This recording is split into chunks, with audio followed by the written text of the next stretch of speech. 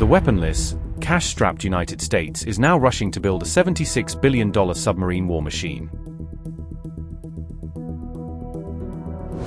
America's nuclear submarine fleet is getting its biggest boost in a generation, with 5 new Columbia-class deterrent subs and 9 Virginia Block 6 attack boats approved in a single historic package. The question hanging over Washington is whether it can really afford to build 14 nuclear submarines over the next decade while also paying for wars, inflation, and a wider nuclear modernization bill. Strategically, the US is scrambling for an undersea showdown with China and Russia even as the Iran war has bled its arsenal and exposed how thin America's margin of safety has become. The US Navy has approved a massive $76.6 billion program to build 14 new nuclear-powered submarines, locking in one of the largest undersea procurement pushes in its history. The package covers 5 Columbia-class ballistic missile submarines and 9 Virginia-class Block 6 attack boats, tying together America's strategic nuclear and conventional undersea forces in a single deal. These submarines are designed for extreme stealth, long-range precision strikes and operations with unmanned undersea vehicles, reflecting how the US wants its fleet to fight in future contested waters. The construction plan will run through July 2038, providing decades of predictable work for the 2 nuclear shipyards and thousands of suppliers in the US submarine industrial base. Columbia-class boats are slated to replace the aging Ohio-class strategic nuclear fleet, taking over the sea-based leg of America's nuclear deterrent as the older submarines retire. The program is explicitly designed to avoid a dangerous gap in deterrence as Ohio-class retirements begin around 2027, ensuring there are always enough ballistic missile subs on patrol.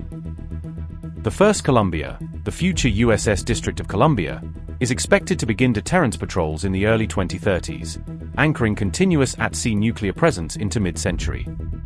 The Virginia Block 6 fleet will expand US attack, surveillance, and strike capabilities, building on earlier variants with improved sensors, quieting, and mission flexibility. Notably, Block 6 boats will incorporate the Virginia Payload Module, allowing them to carry more than 40 Tomahawk-class cruise missiles and other payloads in a single hull. Strategically, the program is aimed at countering China's growing submarine fleet and pressure in the South China Sea and broader Indo-Pacific, where undersea dominance is seen as a critical US advantage. Russia's advanced JASSM-class attack submarines and expanding Northern Fleet presence also driving US undersea modernization, pushing Washington to upgrade both firepower and survivability. The United States currently has only 2 shipyards capable of building nuclear submarines, Electric Boat in Groton and Heiss Newport News, making capacity and productivity central to the plan's success. Around $5 billion in the package is set aside specifically to expand shipyard capacity, invest in workforce training and raise productivity so the yards can meet ambitious delivery schedules. Finally, the program is central to AUKUS, with future Virginia-class submarines earmarked for transfer to Australia, meaning this US buildup will directly shape Allied undersea power in the Indo-Pacific. As the US-Iran war reignites, the sheer scale of America's earlier military losses is back in the spotlight, forcing officials to confront the cost of the last campaign before fully committing to a new one. America's air campaign alone cost about $11.3 billion in the first 6 days, rising to roughly $16.5 billion by day 12, reflecting how quickly high-end munitions and assets were consumed. Those figures were compiled and revealed by the Center for Strategic and International Studies, putting hard numbers to what had largely been abstract talk of expensive strikes. According to the Pentagon, the total direct cost of the 40-day war came to around $25 billion, covering aircraft operations, missiles, interceptors, and supporting systems. Independent assessments, however, have suggested the real economic and replacement cost may be closer to $100 billion, once lost hardware and longer-term replenishment are fully accounted for.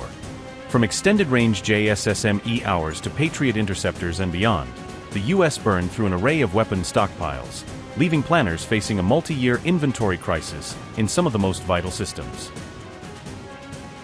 The JASSM-ER is an air-launched cruise missile, designed to strike high-value targets from long range while keeping US aircraft outside dense enemy air defenses. It has a range of more than 900 kilometers, allowing jets to hit deep inside Iran or other theaters without crossing heavily defended airspace. Before the war ramped up in late February, the US inventory stood at roughly 2,300 JASSM-ER missiles, a stock meant to cover both Indo-Pacific and Middle Eastern contingencies.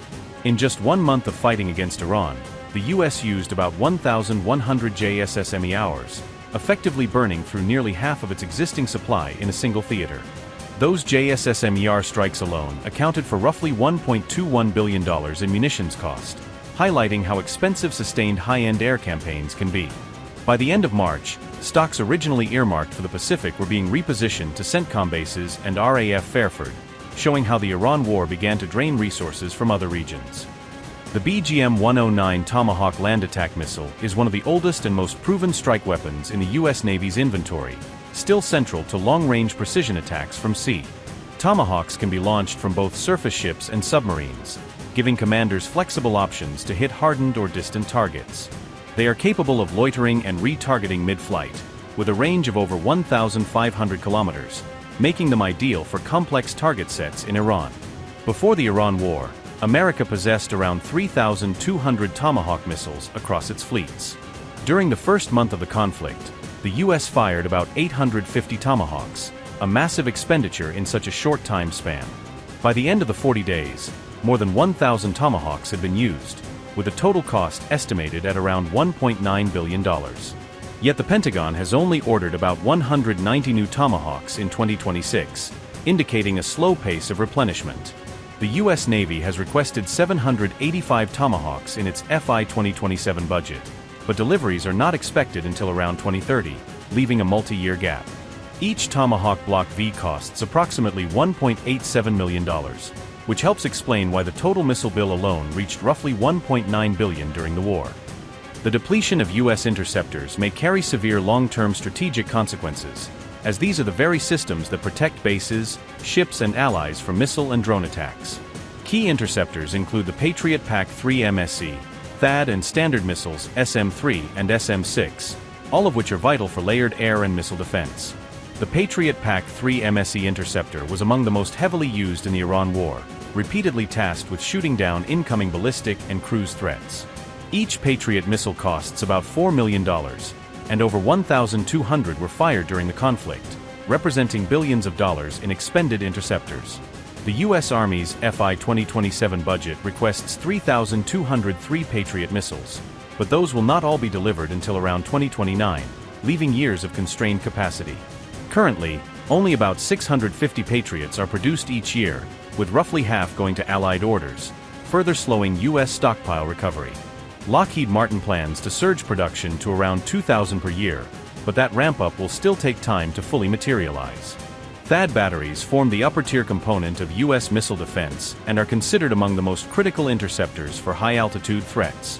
Between about 52 and 81% of pre-war THAAD interceptors were used against Iran, leaving the system heavily drawn down. No new THAAD missiles have been delivered since August 2023, and fresh deliveries are not scheduled until April 2027, creating a long capability trough. The radar systems that form the backbone of THAAD batteries were also hit and destroyed in some cases, further eroding the network. One AN/TPY-2 radar, reportedly worth around $300 million, was destroyed by Iranian strikes, showcasing the vulnerability of these high-value assets. The combined cost of THAAD, SM-3 and SM-6 interceptors used in the war ran into hundreds of millions of dollars, adding yet another layer to the bill. U.S. War Secretary Pete Hegseth has acknowledged that replenishing these stocks will take months and years, signaling to allies that the repair job is long-term, not immediate. The U.S. is not expected to return to pre-war inventory levels for its most critical systems before at least 2028, leaving several years of relative scarcity.